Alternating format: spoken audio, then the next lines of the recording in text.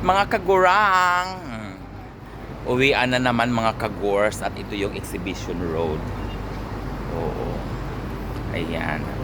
And of course, ang manager ng Tres. Hindi niya ako makita kagors. Punta tayo mga kagurang at bibili tayo ng pagkaing Pilipino. Actually, marami dito sa Bahrain, maraming mga Filipino food dito, no?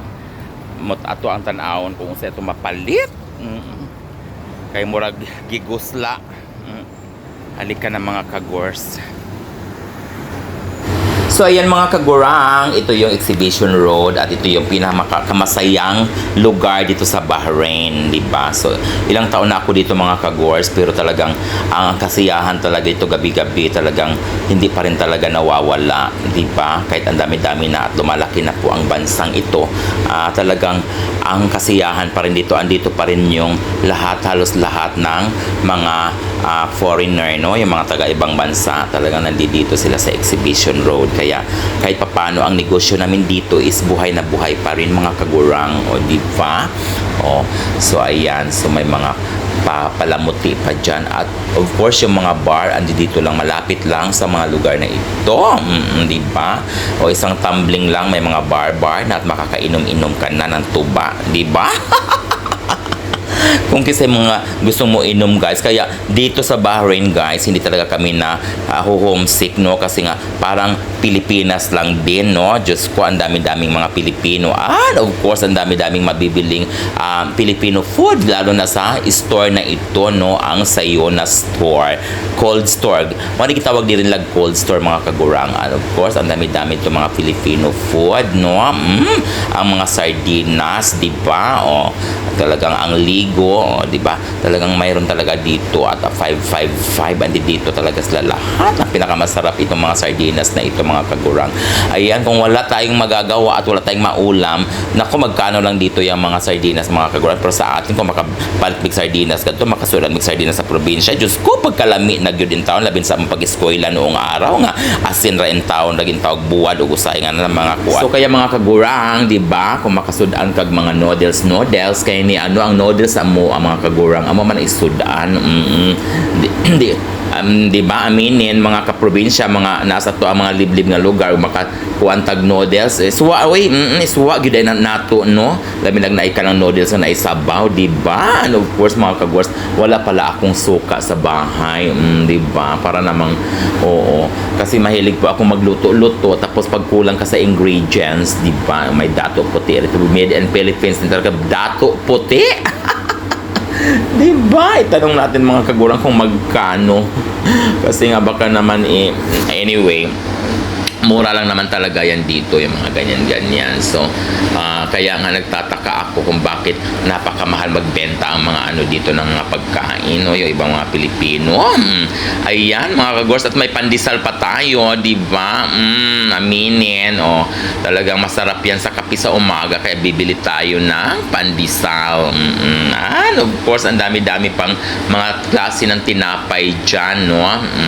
So, kailangan talaga na talagang pag mamili ako, dito ako dumadaan sa store na ito kasi halos lahat andi dito na sila. Andi dito yung dapat mong bilhin. At of course, ito yung tikoy. Diba? Sa mga mahilig dyan sa tikoy, ang sarap nito, darling. Napakasarap ng pagka-tikoy na ito. Anyway, ayoko lang masyado kasi sa mga matatamis kasi baka naman masyado na tayong matamis. At ito mga kagurang, hindi ko talaga alam kung ano to.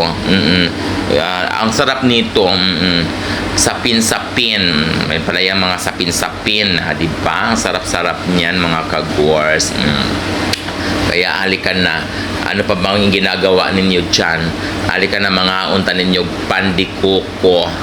Diba? Diyos ko, may pandikoko pa. And of course, Diyos ko, ito ang bibingka. Medyo mahal ang bingka diri sa Bahrain mga kagurang, tanawa na 600 fils. Ibig sabihin yan, mga nasa 100 pesos na ka ng bingka, ha? Huy, ginoo ko pagkamahal, masa din taon na aning ate. O ay nga, kanang pila raman uroy na in taon ka ng bugas in taon, o niya humul-humulan lang po, butangan lag kuan. Kamahal po din taon anang moakabat man sa 100 pesos sa ato. Di ba? Pero anyway, yung na maging ang negosyo, no? Di ba? Mga kagurang. Kanina lang akong paliton yun. Pandesal na lang yun akong paliton. Kay unsaon na lang yun daaning. Lami magini siya sa kape every morning, no? Magkape-kape po tayo, guys, sa umaga with matching. Yung tinatawag na kalabo. Di ba masarap talaga yung mga kagors, try nyo. Di ba nakita nyo naman yung nagkape ako with matching kalabo? Kanabang dahon pa. Di ba? Kanang dahon na kanang ipantanom-tanom sa to ang gilid ko. Kanang lami man kaya na siya humot ka ay mga kagurang niya. Kaya na siya murag mahal-mahal man. Uy, napamakoy daghang soy sauce. God mo aning ako lang yung ibalik sa angad to. Kaya ako ang paliton is yung suka ra kay wala jud koy pang kuan pang suka sa ako ang mga inununan. Di ba mga kagurang, kaning suka magyudi siya permanente gyuding suka kay labi na diri sa barin tag-init magsigi na lang jud ko anig unon kay ang hinununan dugay magugkain na siyang masira. Mao na lang ako in taong kanon in town every day usahay, di ba? Baka naman di ay magbuot mo. Magbuot ba din mo ko sa akong kanon nga maora man ako madali-dali ng inununan diring isda. Di ba? Abi ninyo mga artiming nas abroad dili oy wag yu ka arti man na maingon day ng mga taga-ato nga asar ako ng mga pasalubong, asar ako ng mga kanang kuan mo hatag ra ko no tag mga ingon ana mga sabon-sabon ko no mga ana ya mags kanang ang ato ako nung gipang sulob diri kanang mga mamahalon ko no way Ginoo ko sa labot yung mo sulob mamahalon nga okay ra man gani akong gisulob. Di ba mga kagurang tingnan mo ang dami-dami rin ito mga pang beauty, pampa-beauty di ba? Pati si Becky Bello andi dito siya. Di ba mga kagors? Ayan. Bayaran na po natin. At say hi to my vlog. Yeah, this is the very handsome from India. Kerala. Carla. Yeah, Carla. They are all friend of mine. Yeah.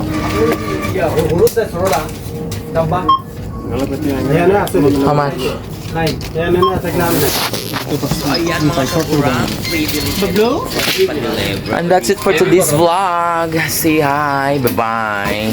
Much handsome, long time. Milon Khan. Milong ka.